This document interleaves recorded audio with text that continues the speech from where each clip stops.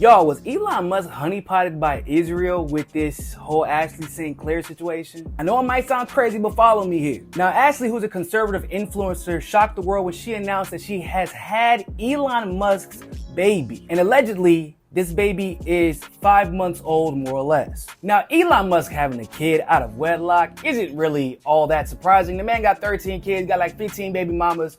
This isn't actually all that weird for him. I mean, he's basically the Dwight Howard of the tech industry. But it is weird for him to be parading his child around recently in the White House, in meetings with international leaders, and then pretending like his 5-month-old child doesn't exist. Now, Ashley claimed that Elon said he wanted to keep the baby a secret out of protection. He wanted to protect everybody involved. But once again, how does that make sense after you've been parading one of your children around all over the media recently? But more than that, let's talk about the weird timing of this 5-month-old baby. Interestingly enough, the age of this child would mean that he was conceived within a couple of months after October 7th. And Ashley herself is actually represented by a PR strategist that has connections and has been paid by an Israeli security company. Now, in a vacuum, that might not seem so strange, but it also happens to line up with when Elon took that meeting with Bibi Netanyahu, when he visited Israel, when he did that little conference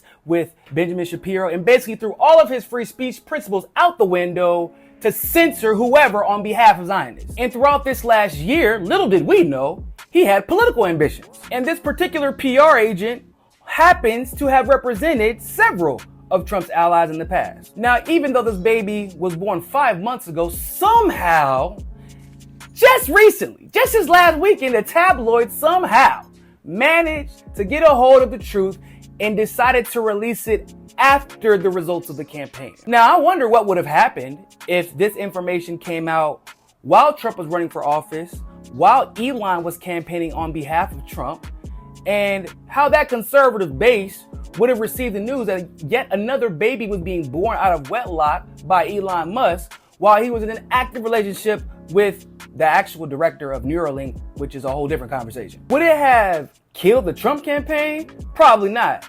But would it have severely hurt Elon's chances of being part of the campaign and eventually being part of the administration and having the control over the administration, at least seemingly, that he has at this moment? I think an argument can be made that Trump would have to back away from him a little bit if negative news came out about him in the middle of what they thought was going to be a close campaign. And also, let's be clear about something. Israel's not above blackmailing political figures, businessmen, whoever they need to, at whatever point they need to get the outcome that they want.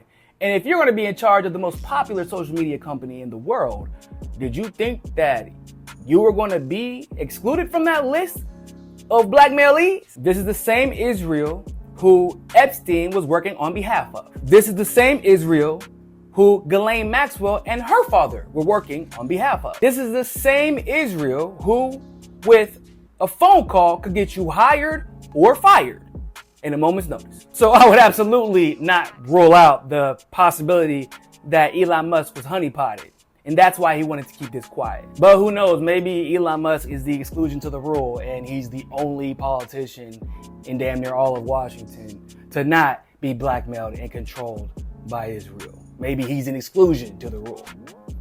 Right.